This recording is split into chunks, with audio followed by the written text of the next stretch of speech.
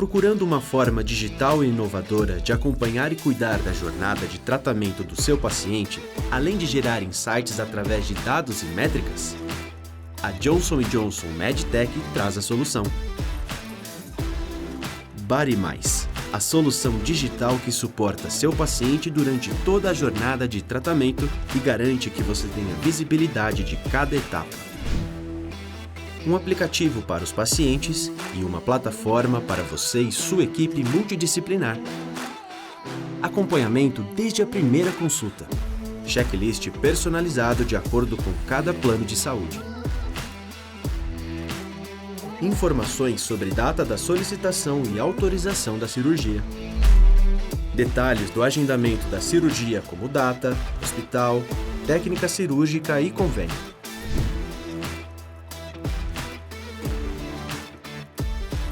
Dashboards que auxiliam no monitoramento e no acompanhamento de toda a jornada do seu paciente no curto, médio e longo prazo. Materiais de suporte de cada etapa, proporcionando aos seus pacientes informações relevantes e confiáveis durante a jornada. Mensagens de alertas personalizadas para seu paciente. Facilidade no contato. Acompanhamento dos indicadores para uma melhor gestão do seu paciente. Tudo em um só lugar, a qualquer hora. BodyMais. Sua jornada de transformação começa agora. Cadastre-se na sua plataforma exclusiva.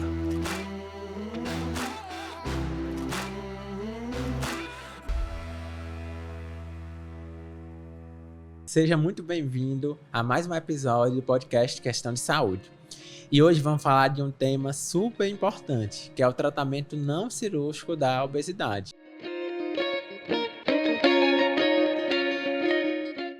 E a gente trouxe aqui a Lorena e a Raíssa. É um prazer receber vocês aqui. E eu queria, Lorena, que tu começando contigo, que tu se apresentasse para o nosso público. Ô, Fernando, obrigada, viu? Primeiro te agradecer pelo convite. E eu sou uma médica, assim, eu fiquei muito honrada com o convite porque eu sou uma apaixonada pela nutrologia e eu posso dizer com tranquilidade que a obesidade, que tratar a obesidade é o que eu mais gosto dentro da área, né? Então, assim, para mim foi um prazer e acho que vai ser muito, muito válido esse nosso bate-papo aqui para os pacientes. Ótimo, Lorena. E se apresenta, Lorena, qual é a tua formação? Pronto, eu me formei pela Universidade Federal do Ceará em 2009. Certo. A nutrologia entrou na minha vida em 2014, quando eu fiz a minha primeira pós-graduação, que foi pela Associação Brasileira de Nutrologia. De lá para cá foram vários cursos e, por último, começando em 2019, terminando em 2020, eu fiz outra pós-graduação. Fui da primeira turma da pós-graduação de nutrologia do Albert Einstein. E aí, desde então, eu trabalho só com isso, diariamente atendendo na área. Perfeito. Obrigado por ter aceito o convite. Eu que agradeço. E tu, Raíssa, se apresenta? Também queria agradecer muito o convite, Fernanda. Realmente é um tema muito relevante e eu acho muito válido a gente discutir em equipe mesmo, né? Tanto a parte clínica como cirúrgica e endoscópica. Eu sou Raíssa, sou médica endoscopista. A minha formação é de cirurgia geral pelo Hospital Universitário Walter Cantídio e endoscopia digestiva pelo Hospital Geral de Fortaleza. Hoje eu atuo com endoscopia, tanto na questão de exames, endoscopia e colonoscopia, e na parte de endoscopia bariátrica, com balão e gastroplastia endoscópica. Perfeito. E é isso, o tratamento da obesidade tem que ser pensado multidisciplinar, escalonado também, né? Tem níveis de tratamento, né? E vamos começar, Lorena. Lorena, sabendo que a obesidade é uma doença crônica, certo? É uma doença crônica, primeiro, é uma doença e é uma doença crônica, né? Então, precisa de um tratamento contínuo. Como deve ser esse acompanhamento para esse paciente? Como você reforçou bem, né? Antes até da gente dizer crônica, né? Lembrar sempre a questão que é doença, né? Isso a gente precisa reforçar muito, que não é uma escolha do paciente, né? Isso. É uma doença. Eu sempre bato muito nessa tecla. E a questão de ser crônica, né, é aquela doença que não tem cura. Ela vai ter um controle, mas cura ela não tem. Por isso a necessidade do acompanhamento realmente contínuo e que além dela ser crônica, ela é uma doença recidivante. A gente já sabe que por mecanismos fisiológicos, o corpo está sempre fazendo com que, meio que forçando, né, o paciente a reganhar o peso que ele perdeu, a voltar para o peso máximo que ele já teve um dia. Então, isso é o que eu acho mais desafiador, o que eu acho que dificulta mais o tratamento da doença e o que faz com que esse paciente tenha que ter um acompanhamento realmente a longo prazo, né? Isso. E um acompanhamento multiprofissional, né? Multiprofissional, com certeza. Isso. E Raíssa, é tão específico, né, essa área do tratamento da obesidade em relação à endoscopia, que realmente a gente já fala assim, endoscopista bariátrico, então endoscopista para a parte de emagrecimento. Isso. Porque é totalmente diferente, né? O procedimento técnico, vamos lá, de colocar um balão, é relativamente simples em relação ao acompanhamento que precisa ter, certo? Eu acho, e falando aqui de balão, eu acho que que a população geral tem muita curiosidade é sobre o balão intragástrico. Fala um pouco da gente. Primeiro, essa diferença da importância de ser um endoscopista que trata a obesidade, né? Que usa mecanismos da endoscopia para tratar a obesidade, e depois do balão, especificamente. Isso, como você falou, assim, hoje a gente já fala que é como se fosse uma parte da área da endoscopia digestiva, né? Então, a gente tem a parte de endoscopia, colonoscopia, que são os exames para diagnóstico, terapia, mas a gente formou um ramo a mais da endoscopia, que é a endoscopia bariátrica mesmo. Então, são vários outros cursos, é um aperfeiçoamento diferenciado mesmo. E dentro da endoscopia bariátrica entra principalmente o balão intragástrico e a gastroplastia endoscópica. Existem várias outras técnicas que podem auxiliar no tratamento, mas hoje assim, as mais bem difundidas é o balão e a gastroplastia também. Em relação ao balão intragástrico, o balão ele é um dispositivo de silicone, então é uma prótese de silicone onde a gente introduz dentro do estômago do paciente através de endoscopia. E uma vez dentro do estômago, a gente vai insuflar esse balão com o principal objetivo de ocupar espaço dentro do estômago. Então, uma vez com esse balão dentro do estômago ocupando o espaço, vai gerar saciedade e assim o paciente ele vai conseguir perder peso. Então, o paciente vai se alimentar em uma menor quantidade e, além disso, tem também um retardo no esvaziamento do alimento. Então, além do paciente comer menos, aquele alimento que ele comeu vai ficar mais tempo dentro do estômago. E assim tem também esse mecanismo que vai auxiliar na perda de peso. Perfeito. E é uma forma de causar saciedade, né? Gerando a saciedade, que é o nosso grande objetivo no tratamento da obesidade. Isso. Né? E isso, Lorena, a gente consegue com alguns medicamentos também, né? O que é que auxilia, o que é que tem hoje que pode auxiliar a gente no tratamento da obesidade, pensando no tratamento clínico? Hoje em dia a gente já tem, né, medicações bastante eficazes, né, que ajudam bastante nessa questão de promover a saciedade, né? E uma coisa que assim, é muito ainda desafiadora na questão do tratamento medicamentoso é porque assim, a gente já tem medicações extremamente eficazes na questão de dar essa saciedade. Mas o paciente não come só por fome, né? Isso. Tem a questão do apetite hedônico, que é o apetite do prazer, que é aquela coisa que o paciente diz, eu sei que eu não tô com fome, a medicação tem me ajudado, eu fico cheio rápido, né? Eles têm a sensação da plenitude. Mas tem muito a questão do comer do prazer, né? Isso. E isso é que é o mais desafiador, né? Por isso que a gente diz que tratar a doença é tão difícil, porque não é o único fator, né? Não é só a questão da saciedade dele sentir muita fome. Tem a questão do comer emocional, a relação com a comida, tem essa questão do comer pelo prazer, né? Então, tudo isso a gente tem que abordar, né? E aí tem medicações, por isso que hoje em dia a gente faz muito também, uma coisa que tem sido muito feita é associar medicações. Porque eu posso fazer uma medicação que vai induzir saciedade, uma outra que vai atuar nessa questão do apetite hedônico. Então, hoje em dia, a gente tem usado bastante isso, associar medicações. Então, e também que eu consigo por vezes utilizar doses menores, né, o que vai ocasionar menos efeitos colaterais, e eu vou potencializar o tratamento, porque eu vou agir, já que a doença é multifatorial, eu vou agir em áreas diferentes, né? Isso ajuda bastante.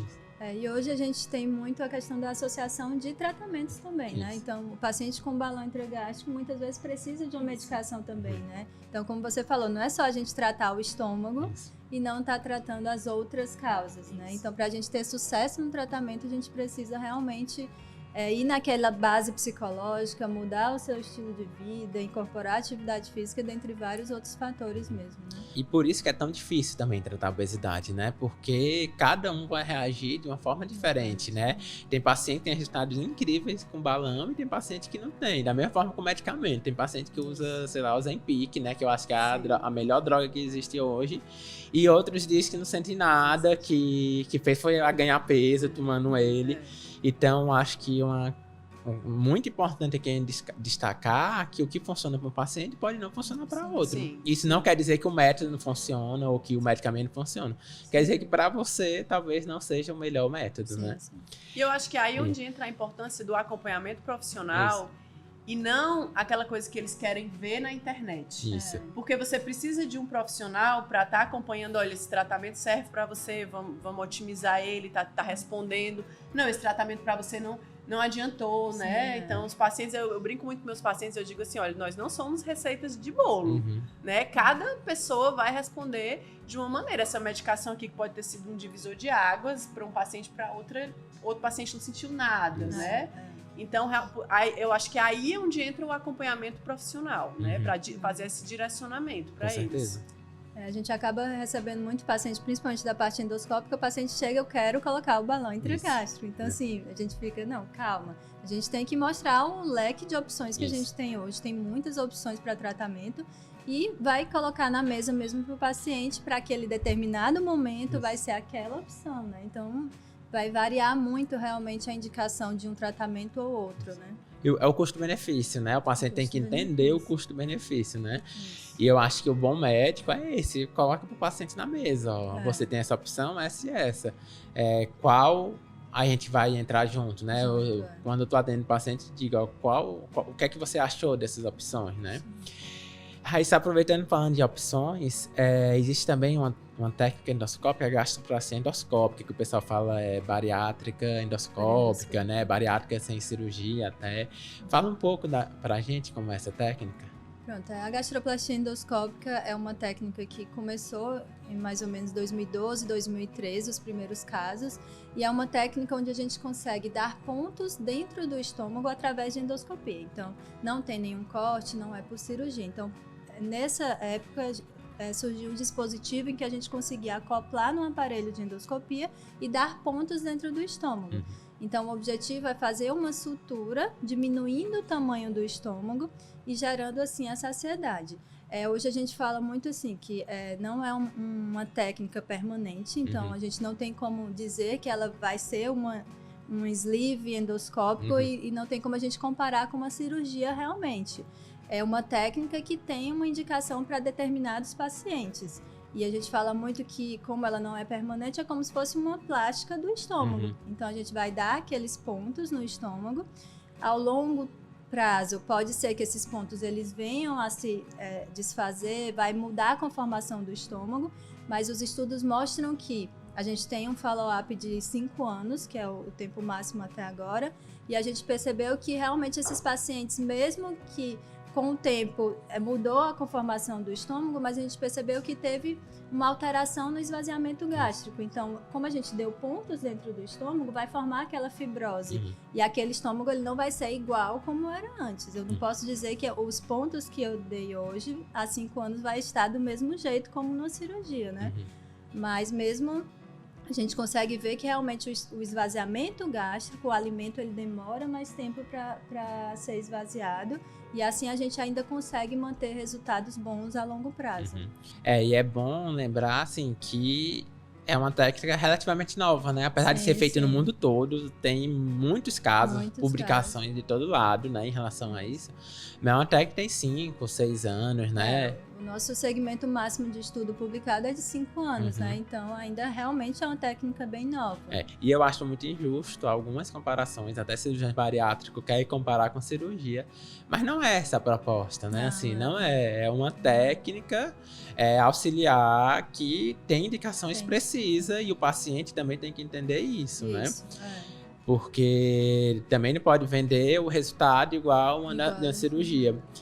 E é bom também porque tem paciente que não quer cirurgia. Sim, e a gente tem que tratar o paciente, né? Tem que tratar ou com medicamento, ou com balão, ou parte endoscópica. E pode chegar na cirurgia, que é muito pouco, assim. Isso. Voltando para tu, Lorene, enquanto há um processo de emagrecimento, é normal, pode acontecer de ter deficiência nutricionais, né? Isso acontece com a bariátrica, mas com a bariátrica acontece por um mecanismo também de pouca absorção que a cirurgia causa. Mas com relação ao medicamento, isso pode acontecer também, certo? Como é que é esse acompanhamento desse paciente que está querendo perder peso, que precisa perder 10, 15, até 20 quilos? Sim. Assim, para o paciente perder peso, vai ter que existir um déficit calórico, né? Não tem como. E aí, a gente tem que fazer com que esse déficit calórico seja de uma maneira que proporcione a perda de peso, mas que não seja algo tão severo, tão restritivo, né? Que vá ocasionar alguma deficiência nutricional. Então, esse acompanhamento é bem delicado. E também a gente depende muito do paciente, porque às vezes é um paciente que já se alimenta de uma maneira muito ruim, e aí ele se alimenta de uma maneira ruim e come muito. Então eu inicio uma medicação como o Ozempic, por exemplo, que vai dar a questão da saciedade, e aí eu tento melhorar a qualidade da alimentação daquele paciente, mas tem paciente que não consegue, não adere. Então eu brinco que eu digo, você está continuando comendo ruim, só comendo ruim e pouco. Então, assim, é o que a gente chama os alimentos ricos em calorias vazias, né? O alimento só tem caloria, não tem nutriente nenhum. Então, esse paciente realmente, né, quando a gente vai acompanhando, vai pedindo os exames, ele apresenta algumas deficiências que aí, principalmente os pacientes que têm mais dificuldade em fazer essa reposição via alimentação mesmo, você vai acabar tendo que suplementar com alguma cápsula, né? Enfim, vai fazer ali um manipulado, né, um polivitamínico, enfim, isso é avaliado caso a caso, né? Mas aí também a importância, mais uma vez batendo do acompanhamento profissional, por exemplo, de ele ter um nutricionista, porque eles querem muito fazer as dietas da moda, né? A dieta do chá, da sopa, entendeu? Então isso daí é que gera mais deficiência nutricional, né? Porque não é, você consegue fazer um déficit calórico, mas de uma forma equilibrada, para que o paciente não sofra de um déficit severo, que aí queda de cabelo, unha fraca, que é o que eles mais reclamam, né? Isso. Então tem como a gente fazer esse ajuste. E tem que pensar que é diferente, realmente. Por exemplo, na cirurgia isso vai acontecer. Sim. Mas é uma coisa esperada, porque o paciente vai perder lá 30% do peso em 6 meses. No tratamento clínico, isso pode não... O ideal é que isso não aconteça. O ideal é que seja mais gradativa, né? Que o paciente consiga fazer isso de forma mais gradativa. Sim, né? É verdade. E tu encontra isso também, Raíssa, em relação a balão, em relação à gastroplastia endoscópica, os pacientes que geram deficiência nutricionais, importante. Assim, a técnica em si, ela não vai levar a uma deficiência nutricional porque não tem mudança na anatomia como a cirurgia mesmo, né? Mas a gente vê que já são pacientes que já chegam com desnutrição ou com déficits nutricionais. Mesmo paciente obeso, mas é um paciente que não tem uma alimentação adequada. Então, muitas vezes, assim, o paciente já chega com algum déficit antes do tratamento, né? Então, eu gosto a gente sempre faz uma solicitação de exames, faz um check-up geral para a gente realmente identificar alguma deficiência, já que o paciente ele vai passar por um período de restrição calórica bem importante, né? Então, tanto no balão como na gastroplastia, a gente tem uma dieta que é praticamente a mesma de uma dieta de pós-operatório de cirurgia. Então, ele já vai passar por um período de restrição muito importante. Então, a gente tem que fazer esse acompanhamento bem de perto mesmo, porque são pacientes que já vêm com déficits nutricionais e que durante a dieta ele pode ter um pouco de déficit também. Perfeito. Independente do método usado, o que faz o paciente emagrecer é ele, né? Tipo, o medicamento não vai, diferente do que vendem, né? O medicamento vai aumentar o metabolismo e vai fazer ele emagrecer. Vendem isso, né? Vendem isso. Eles chegam achando que aquele líquidozinho que eles estão injetando ali vai dissolver as gorduras, vai acelerar o metabolismo, né? E aí a gente vai explicar que não é nada disso. Isso, eles já chegam, mas assim, é culpa até da classe médica em geral, de alguns médicos em geral, que divulgam isso, né? Divulgam abertamente que existe um soro que vai lá dissolver a gordura do paciente. Ainda tem isso, assim, além do tratamento da doença ser extremamente difícil, ainda permeia o tratamento muito desconhecimento, muito mito, muito modismo, que eu acho que dificulta ainda mais. E quem sofre com isso é o paciente, né? Isso. Quem sofre com isso é o paciente. Isso. Que o que a gente vê que parece que o tratamento da obesidade virou uma mina de dinheiro para alguns médicos, né? Porque realmente é um paciente que precisa de ajuda e é muito difícil perder peso, entendeu? A população em geral tem muita dificuldade de perder peso. Então é uma população enorme que está lá buscando ajuda e fica mais fácil algumas pessoas se aproveitarem disso. Principalmente querendo receita de bolo, né? Mostrando que vai funcionar. Como falou, tem medicamento que pode funcionar, tem medicamento que pode não funcionar, tem técnica endoscópica que pode funcionar, tem a cirurgia, tem reganho de peso, né? Em 20 anos tem 30% de reganho para voltar ao peso que a pessoa tinha antes de operar. Que a cirurgia que a gente trocou toda a anatomia do paciente, né? Mexeu na anatomia do paciente. O paciente consegue voltar, imagina outras técnicas, né? Então, frisando isso, certo? Então, para o paciente perder peso, ele tem que ter importante atividade física e cumprir a dieta. Qual é o papel que tu fala, Lorena, para os pacientes da dieta, de cumprir a dieta certinho e da atividade física? A dieta e a atividade física vão ser a base do tratamento, né? O que a gente que trabalha com obesidade, a cada um na sua área, mas observa que é muito difícil que o percentual de pacientes que vão conseguir perder peso só com dieta e exercício é muito pequeno. Né? Em algum momento do tratamento eles vão precisar de alguma medicação ou vão precisar de um balão ou de uma bariátrica, enfim. Mas assim, essa coisa de dizer que para você tratar a perda de peso é só você olhar para o paciente e dizer que ele gaste mais e coma menos. Eu costumo brincar, eu disse, quem diz isso nunca tratou um paciente com obesidade, porque quem trata sabe que isso não é verdade, né? Que olhar para o paciente e dizer você precisa gastar mais e comer menos só vai frustrar esse paciente, né? Mas é sempre frisar que isso é a base do tratamento, que a medicação, por exemplo, que é eu que trabalho na parte clínica, né? Eu sempre friso muito para eles, olha, isso daqui não é para substituir a importância da sua dieta ou da sua atividade física. Isso aqui vem para somar, vem para te ajudar no processo, entendeu? A atividade física, a gente sabe, os estudos já mostram, né? Pessoas que mantêm o peso perdido, elas são ativas fisicamente, né? Então, a questão do exercício físico não é nem só no gasto calórico em si, ela atua muito na manutenção do peso, perdas de peso mais agressivas, como da bariátrica ou do balão, que tem essa perda maior no tempo menor. A gente sabe que o paciente perde muita massa muscular também, né? É inerente ao processo. Então, a atividade física vai ajudar a recuperar isso, né? E, claro, junto com a alimentação.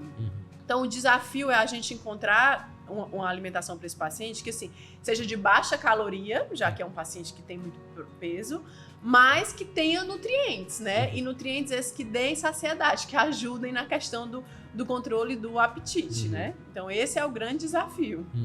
E Raíssa, o que é que tu recomenda para os teus pacientes após balão, pós gastrostomia em relação à atividade física e dieta? Assim, eu acho realmente é a base de todo o tratamento, né? E eu gosto muito de frisar da questão do acompanhamento multidisciplinar mesmo, né? Então, quando na primeira consulta do meu paciente, eu sempre reforço essa importância, assim, eu vou fazer o procedimento, eu vou ficar acompanhando, mas você precisa fazer o acompanhamento com o nutricionista, precisa acompanhar com o educador físico, e dessa forma a gente tem maior chance de ter sucesso, né? Então, para mim seria muito tranquilo passar um balão e não ter esse acompanhamento, né? Mas assim, pra gente ter sucesso no tratamento, não tem como eu deixar esse paciente sem ele ficar acompanhando com o nutricionista e sem acompanhar com o educador físico, né? Então, quando o paciente chega pra gente, é um paciente que já passou por vários outros profissionais, já tentou de várias outras técnicas, já tentou todas as dietas, então já é um paciente bem fragilizado e que muitas vezes ele quer um tratamento milagroso também, né? Então, assim, eu costumo ser bem sincero com o paciente da necessidade dele ter esse acompanhamento e que depende muito, a gente vai auxiliar, eu vou fornecer as alternativas para ajudar, mas que precisa da boa vontade, assim, do paciente de que ele receba a ajuda de outros profissionais que também são bem preparados para essa ajuda, né? Então, precisa realmente desse acompanhamento. Porque se a doença é multifatorial, né? Então, ela vai ter que ser abordada de forma multidisciplinar, né? Para que o paciente tenha maior chance de sucesso, né, no tratamento. Como a Lorena falou, assim, esses nossos pacientes perdem peso muito rápido nos primeiros meses, né? Então, ele precisa realmente de uma atividade física, de um educador físico ali do lado, para realmente ele ter um sucesso e não só perder peso, né? A gente não quer que o paciente só vá perder peso, ele precisa perder peso e mudar a composição corporal. Exato. E ficar melhor a longo prazo mesmo, né? Perfeito, é isso. Vou fazer uma pergunta bem difícil para vocês agora, que eu acho que não tem nem resposta certinha, certo? Mas tentando meio que resumir o tratamento clínico e o tratamento endoscópico, certo? Lorena, em relação ao tratamento clínico, assim, qual é a eficácia dele, certo? E segurança, e principalmente em relação à segurança e duração desse tratamento, certo?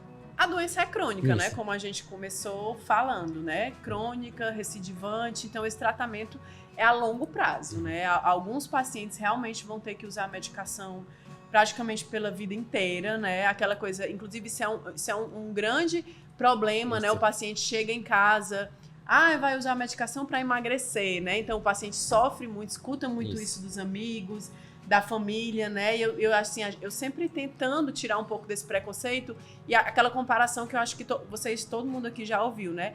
Ninguém tem esse preconceito com o antihipertensivo. Ninguém vai olhar para o paciente hipertenso e dizer, você vai tomar esse antihipertensivo até quando? Tira esse antihipertensivo, né? Mas com o remédio do paciente, que assim, a doença é crônica, a obesidade é crônica, bem como a hipertensão ou diabetes, e ninguém olha para um paciente hipertenso e manda ele parar o captopril dele. Ninguém olha para um paciente diabético e diz, até quando essa insulina, né? E com a obesidade, as pessoas fazem isso com o paciente, entendeu? Então, assim, o tratamento é a longo prazo, é aquela coisa que a gente vai realmente acompanhando. E sempre lembrar que a obesidade é uma doença que leva a várias outras doenças. Então, eu sempre explico muito para o paciente, olha, a questão do emagrecimento vai ser uma consequência. A medicação diminui o apetite, então você vai conseguir comer menos, né? A gente está aqui fazendo exercício físico, se alimentando melhor, você vai perder peso. Mas entenda que essa medicação está te ajudando a controlar um colesterol alterado, uma glicemia, a pressão, entendeu? Estou reduzindo seu risco cardiovascular, seu risco de câncer. Inclusive, as medicações já são estudadas. Hoje em dia, a gente já tem várias medicações, por exemplo, o Ozempic, que tem esse estudo, ele fica muito famoso, né, para o leigo, emagrecer. Mas a gente que estuda a fundo a medicação em si sabe que não é só isso que ele faz. Ele tem uma proteção, por exemplo, cardiovascular, não é? Então, assim, a gente já tem medicações que não só vão fazer o paciente emagrecer, como é isso que o público em geral diz, mas vão reduzir a chance desse paciente ter outras doenças, né? Tratar comorbidade. Então, realmente, é um tratamento a longo prazo. Quando o paciente me pergunta, eu vou usar isso até quando? Eu vou fazer isso até quando? Eu digo, até a próxima consulta. E aí, a gente vai sempre reavaliando e caminhando, né? Mas não tem uma data, realmente não tem. E é muito bom a gente escutar isso, Lorena, porque assim, a gente vê, isso não é vendável, né? Parece que dizer que a obesidade é fácil de tratar, vem aqui na minha consulta que você vai ganhar um soro, alguma coisa assim, e vai tratar isso. E quando a gente é sincero com o paciente, a gente não é difícil. Eu sei que é difícil, possivelmente você vai ter que tratar isso pro resto da vida, já que é uma doença crônica. E é muito bom a gente ver médicas falando desse jeito, né? Porque é isso que acontece, é isso que a literatura mostra, né? A gente tem que explicar, eu sempre explico pro paciente, eu faço questão de assim, praticamente desenhar para ele, quem é meu paciente sabe. Na primeira consulta, eu digo, olha, isso daqui é crônico, você não tá fazendo uma dieta, isso aqui não vai acabar daqui a 30 dias, entendeu? Então, isso aqui pensa em longo prazo, né? Você encontrar uma maneira sustentável, né? Porque, e às vezes o paciente vai num profissional, como você citou, né? Dos tratamentos milagrosos e tal, porque ele parece que quer ouvir aquilo, né? Ele não quer ir no meu consultório porque, eu vi no Instagram, eu sei que ela vai me dizer que é crônico, que é difícil, que não é milagre. Eu prefiro ir naquele dali que vai me dizer que tem um milagre pra mim, que vai me dar um soro, uma coisa mágica. Então, assim, é bem difícil. Até que ponto o paciente gosta de se enganar, até que ponto tem profissional que engana, né? Então, assim, até isso, hoje em dia, eu acho que o tratamento da obesidade, a gente tem sofrido bastante por conta disso, né? Que a gente eu sempre friso pro paciente, olha, o tratamento é difícil, mas existem os tratamentos comprovados cientificamente. E existem tratamentos, né, que você vai gastar seu dinheiro. A verdade é essa. E tem tratamento que é a experiência daquele profissional que na medicina não vale de nada. De nada, porque a opinião não é evidência científica, nenhuma evidência, né? Então ainda tem isso. E Raíssa, em relação especificamente ao balão e a gastroplastia endoscópica, me fala dos resultados e da segurança de cada um. O balão já vem há muito tempo sendo utilizado no mundo todo, né? Então a gente tem inúmeros estudos e realmente assim, a média de perda de peso com o balão intragástrico ela vai de 15% a 18% do peso corporal total. Então é claro que a gente vai ter paciente que vai perder menos e tem paciente que perde 25% até 30% do seu peso total. Tudo vai depender de todo aquele processo do tratamento. E hoje a gente tem balão que vai até de 12 meses, então a gente tem um período maior para realmente o paciente mudar estilo de vida e realmente incorporar atividade física durante esse período e levar a longo prazo essa perda de peso. Já em relação à gastroplastia, a gente tem os estudos que também mostram uma perda de peso que varia de 18% a 20% do seu peso corporal total. Então, são técnicas que, como você falou, que têm as suas indicações. Então, a gente não tem como comparar com uma cirurgia que vai perder bem mais peso, né? Então, são pacientes que têm, para balão, a gente pode indicar com IMC a partir de 27. Então, são pacientes no sobrepeso, obesidade grau 1 e que vai ter realmente um benefício. Paciente super obeso, ele não vai se beneficiar somente com balão, né? Porque a gente precisa de uma perda de peso maior. A gastroplastia também entra nessa. Um IMC entre 30 e 40 são pacientes que têm um benefício com a gastroplastia endoscópica. E a gente, realmente, a média de perda de peso é entre 18% e 20% do peso corporal total. E são métodos realmente bem seguros. Tanto o balão é amplamente difundido no mundo todo, com baixíssimas taxas de complicações. A gente reforça muito a importância do acompanhamento, então, com um profissional que seja bem treinado e bem qualificado, que realmente faça esse procedimento, porque as complicações estão inerentes tanto a o treinamento do profissional como o acompanhamento, né? Então, existem casos de profissionais que passam balão e que não acompanham o paciente, aí aumenta a chance de complicação, porque o paciente não foi bem orientado, não está sendo bem acompanhado, né?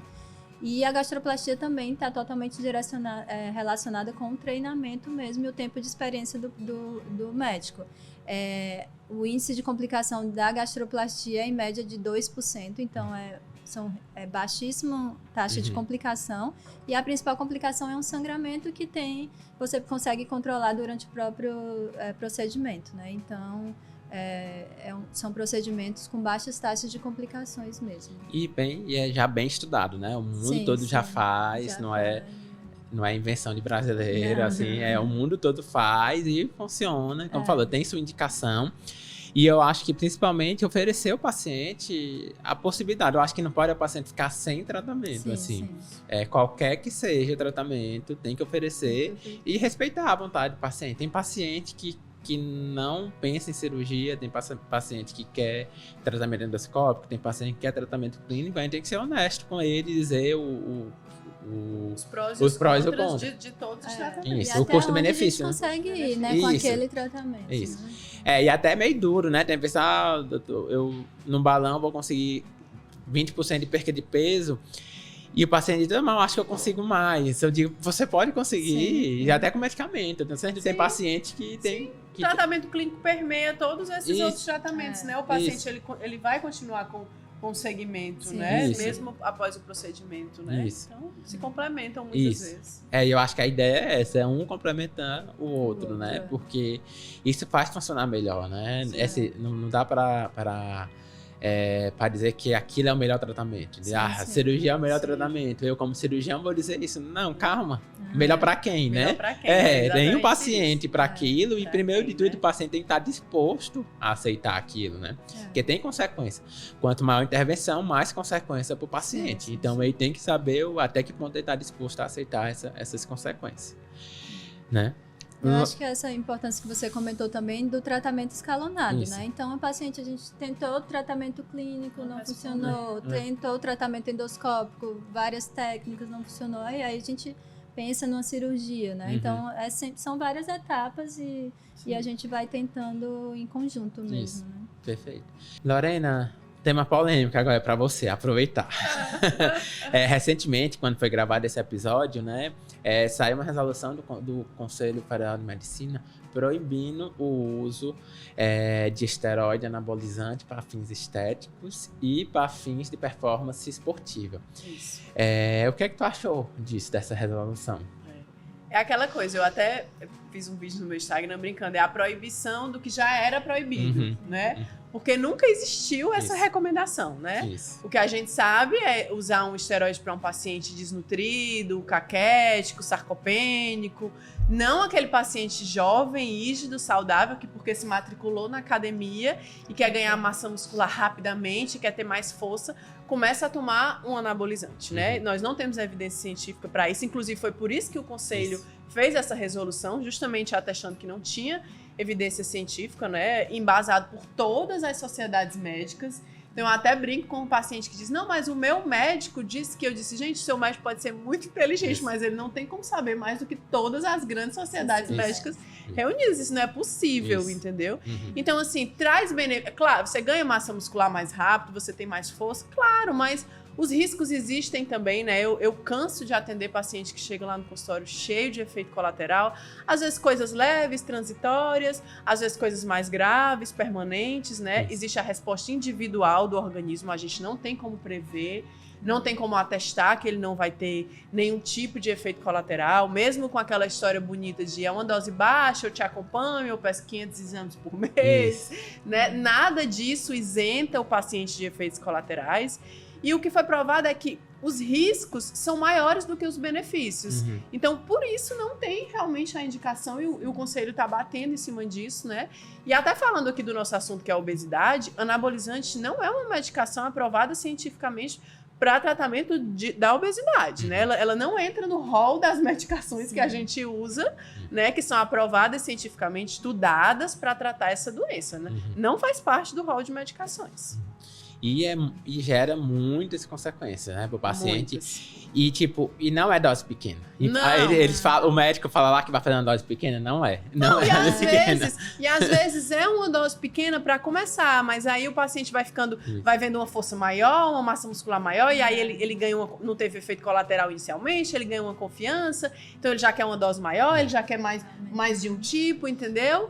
Ele não quer mais retornar, muitas vezes inibe o eixo dele, ele para de produzir. Eu até brinco, eu disse, tem homem que hoje ele faz reposição hormonal, mas ele faz reposição hoje por conta da bomba que ele usou ontem, porque ele inibiu a sua produção natural. Então hoje realmente ele tá tendo que repor porque ele não produz mais naturalmente, né? Então ainda tem esse problema, né? Ainda tem essa consequência. E assim, tem até uma polêmica que surge, mas então o conselho vai permitir para pessoas trans usar ele, então para ele não vai fazer mal. Não entra em nenhuma polêmica inicial. O que é usado para pessoas trans são doses fisiológicas, como fosse uma dose fisiológica para um homem, né? Sim. Então, e o que é passado com um objetivo anabolizante, né? Com um objetivo realmente de ganhar massa, normalmente são doses cavalares, né? Que a gente vê. Sim, Então, primeiro, para tentar diminuir um pouco a polêmica, primeiro a dose é muito menor, entendeu? Então, isso já tá aí o risco diminuído nisso. Porque o que a gente vê é que dose muito, muito baixa, ela se assemelha à sua disciplina com dieta e exercício físico. Então, para o paciente não é interessante. O que ele quer, aquele corpo que ele quer, aquela força que ele quer, vai exigir uma dose maior, né? E aí é onde vem os efeitos colaterais cada vez piores, né? Perfeito. Raíssa, Lorena, tem um quadro aqui que vai para a parte final já do podcast, que são perguntas que a gente abre na nossa caixinha de pergunta no Instagram de uma questão de saúde, então no meu Instagram, e eles mandam e eu seleciono algumas, a maior parte a gente já responde aqui ao longo do episódio, mas uma que eu queria justamente com esse tema, Lorena, aqui para tu, certo? A pergunta foi desse jeito: é verdade que tomar bomba ajuda a emagrecer? Pronto. Foi justamente... Eu recebo vários pacientes que já foram num médico que prescreveu um anabolizante e não esse paciente não fez uma dieta, não iniciou um exercício físico e ele não emagreceu nada. Ele ficou cheio de efeitos colaterais. Às vezes eles chegam até demasiados, dizendo, meu Deus, eu tô me achando mais inchado, o termo que eles mesmo descrevem, né? Então, assim, não adianta. Eu até digo, mesmo, sei lá, que se você topar, se você for num profissional aí que vai prescrever isso, porque eu realmente não prescrevo, não, você não vai ficar isento da questão de ter que se alimentar melhor e fazer o seu exercício físico, tá? A medicação não vai substituir essa importância. Por isso que eu sempre digo, então não vale a pena, entendeu? Porque você vai ter que fazer, né, ali o basal, que é o exercício, a dieta. Não existe isso de tomar um anabolizante e não ter que fazer todo o resto. Isso não é verdade. Isso não é. Não. Então, e como eu disse, não é prescrito, não é medicamento que tá no rol para não perder é peso. medicação, não é medicação para perda de peso, Isso. não mesmo. Perfeito. E outra pergunta, Raíssa, essa é direcionada para tu, certo? O paciente perguntou desse jeito. O balão, falando de balão intragástrico, né? Pode estourar? Essa é uma dúvida bem frequente, os pacientes questionam muito. O balão, como eu falei, ele é uma prótese de silicone, né? Então, assim, o balão é um material que foi testado e foi feito para ser resistente ao suco gástrico, né? Então, o estômago não vai corroer aquele material e ele pode permanecer no período de 12 meses. A gente sabe que o balão, existe o risco do balão perfurar, e é por isso que a gente coloca dentro do balão, a gente preenche o balão com soro fisiológico e uma solução de azul de metileno, que é um corante azul, para se caso acontecer essa perfuração do balão espontânea, vai sair na coloração da urina e nas fezes. Então, o paciente vai perceber que a coloração da urina está diferente, aí vai sinalizar que o balão pode ter perfurado, né? Então, o balão pode ter estourado. E aí, isso sinaliza que a gente precisa retirar. Isso. É não chega a ser uma emergência, sim, né? Sim. Dá para aguardar, o balão não vai descer, mas realmente tem que procurar o seu médico, né? Pra gente programar. Para programar a retirada, Isso. mas é coisa relativa, pode acontecer, né? Sim, sim. Não é comum, mas a gente tem essa segurança de que se caso acontecer, a gente vai ser sinalizado, né? E importante, né, Lorena, que o azul de metileno é um corante, né? Sim, Algumas pessoas... É um corante que Pois agora estão colocando num soro e vendendo um soro caríssimo e dizendo que esse azul de metileno... Isso. Nossa, eu já vi promessa para Alzheimer, para emagrecimento, eu disse, gente... né? E é uma extrapolação, assim, totalmente sem sentido. Essa ideia aí é porque fizeram um estudo com ratos, pegaram que o ratos, quando aplicava azul de metileno lá na veia do ratinho, estimulava algumas zonas do cérebro. E trouxeram isso para o humano, ou seja, o rato por humano, tinha pular aí 30 anos de pesquisa científica para provar que poderia ter algum efeito ou não. E é uma droga muito barata, assim, sim, o azul de metileno é barato e eles cobram valores absurdos para nada. Para nada, né? Muito bom, Lorena e Raíssa. Muito obrigado por ter aceito o convite, para participar desse episódio que gera tantas dúvidas, né, dos pacientes. Eu queria que começasse contigo, Lorena, deixasse um recado final para nossos ouvintes. Pronto. Eu queria falar mais uma vez, né, se resumir a minha parte aqui no podcast. A obesidade é uma doença que leva a uma série de outras doenças, né? Então, assim, a gente não pode romantizar, né? E a gente oferecer tratamento para o paciente portador dessa doença, isso não é gordofobia, né? Porque é uma outra coisa também que quando a gente está batendo na tecla, explicando das complicações da doença, tem muita na internet, né? Hoje em dia com a coisa da internet, isso é gordofobia não é. É uma doença que gera uma série de outras doenças, é complexa, é multifatorial, é incurável, é de difícil tratamento. Então, assim, tem muito preconceito permeando o tratamento. O paciente sofre muito, né? Aquele paciente, ele tá ali na minha frente, muitas vezes no consultório, mas ele já passou por inúmeros outros profissionais. Ele já perdeu e ganhou peso várias vezes. Então, é um paciente que tá sofrido, que tá frustrado. Então, ele merece um tratamento de forma séria e respeitosa, né? Ele não merece sofrer preconceito e também não merece passar pela mão de profissionais que vão oferecer tratamentos caríssimos sem nenhum respaldo científico, né? Então, assim, essa é a minha maior luta hoje em dia no meu trabalho com a parte da obesidade. Perfeito. Muito obrigado, Lorena, por ter aceito. E tu, Raíssa, o recado final? Eu acho que a importância mesmo é a gente mostrar que existem várias opções terapêuticas hoje em dia para tratar a obesidade. Então, não é só a cirurgia, não é só o tratamento clínico, não é só o balão. Então, existem várias opções que a gente pode oferecer para o paciente mesmo, para a gente ter sucesso. Então, realmente é um paciente que é vive um dilema muito grande, são pacientes bem fragilizados e eu acho que você procurar ajuda vai realmente ser muito importante, porque como a Lorena falou, é uma doença que gera várias outras doenças, então precisa realmente tratar. A obesidade não é só uma questão estética, então é uma questão de saúde como um todo, então a gente oferece várias opções terapêuticas para ajudar esse paciente mesmo. Perfeito. Eu queria agradecer o convite, eu gostei muito de ter conversado aqui com vocês e um tema muito relevante aqui. Muito obrigado, Raíssa, também. E como é que a gente faz para encontrar vocês nas redes sociais? Eu tenho um Instagram, né? Tudo minúsculo, doutora.lorena_martins, onde eu tô sempre lá, diariamente, fazendo alertas, né? Tanto sobre a doença obesidade, como contra os efeitos colaterais dos anabolizantes com fins estéticos. Então, diariamente eu tô lá tentando passar algum recado para os pacientes. E tu, Raíssa? Meu Instagram é doutora Raíssa Eufrásio Trompieri. E eu falo bastante tanto da parte da endoscopia bariátrica como na parte de prevenção de doenças gastrointestinais, câncer coloretal e tirar um pouco do medo dos exames endoscópicos, então me acompanhe no Instagram. Perfeito, muito obrigado. Obrigada. E é isso, pessoal. Lembrando que o Instagram do Questão de Saúde é uma questão de saúde 1. No YouTube é uma questão de saúde, é muito importante vocês se inscreverem no canal para ver todos os episódios, certo? Aproveitar para curtir e compartilhar. Lembrando também que esse episódio teve o apoio da empresa Johnson & Johnson, certo? E tem um link aqui na descrição desse vídeo, certo? Para baixar o aplicativo BariMais, que acompanha o paciente no período aí do pré-operatório da cirurgia bariátrica. E é isso, pessoal. Até o próximo episódio.